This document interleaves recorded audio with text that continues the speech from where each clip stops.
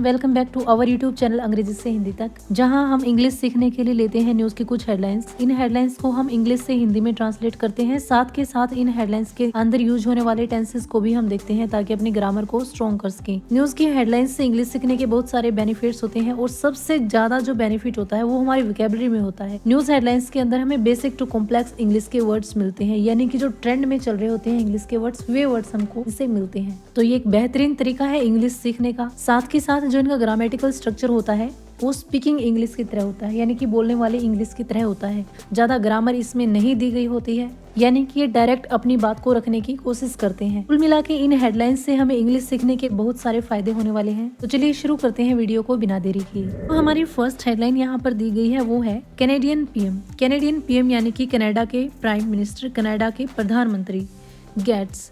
Gate mean होता है प्राप्त करना या फिर मिलना। गेट के साथ एस का यूज किया गया है क्योंकि हेडलाइन को प्रेजेंट टेंस के अंदर दिखाने की कोशिश की गई है। प्रेजेंट इंडेफिनाइट टेंस की पहचान होती है सब्जेक्ट प्लस वर्ब की फर्स्ट फॉर्म के साथ एस का यूज किया जाता है। Standing ovation. स्टैंडिंग ओवेशन यानी कि सम्मान। जब आप कोई ऐसा स्पीच दें कि लोग खड़े होकर तालियां बजाएं, इस प्रकार का जो सम्मान आपको मिलता है उसको स्टैंडिंग ओवेशन बोलते हैं। Eight Davos. दावोस जो है ये एक स्विट्जरलैंड की एक सिटी है।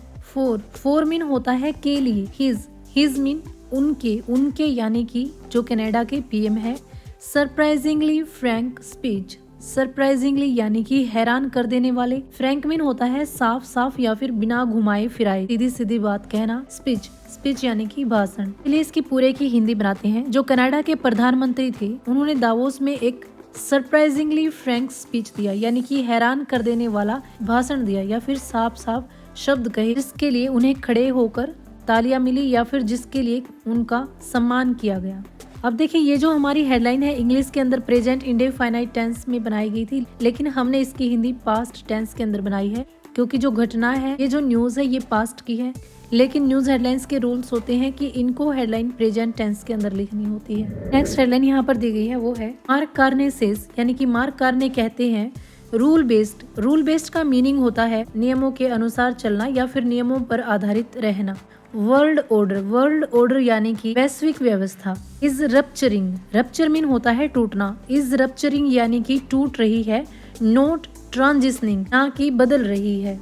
ट्रांजिशन वर्ड का यूज किया गया है। जब कोई चीज धीरे धीरे बदलती है उसको ट्रांजिशन बोलते हैं। हम इस हेडलाइन को समझने की कोशिश करते हैं थोड़ा सा। जो मार्क कार्ने है दुनिया की मौजूदा स्थिति पर चिंता जता रहे हैं। उनका कहना है कि पहले दुनिया अंतर्राष्ट्रीय नियमों जैसे कि UNWTO के अनुसार चलती थी, लेकिन अब बहुत सारे नियम तोड़े जा रहे हैं। इनका यहाँ पर सीधे सीधे इशारा ट्रम्प की तरफ है, जिस तरह वे व्यवस्थाओं को तोड़ रहे हैं। जो गवर्नमेंट्स हैं वे रूल्स को फॉलो नहीं कर रही हैं। तो जो आज की हमारी लास्ट हेडलाइन दी गई है वो है कैनेडियन पीएम्स, जो कनाडा के प्राइम मिनिस्टर हैं, ब्रूटल वार्निंग। ब्रूटल वार्निंग का यहाँ पर मीनिंग है कड़ी चेतावनी। वैसे तो ब्रूटल का मीनिंग होता है निर्दयी, लेकिन यहाँ पर मीनिंग होगा कड़ी। वार्निंग यानी कि चेतावनी।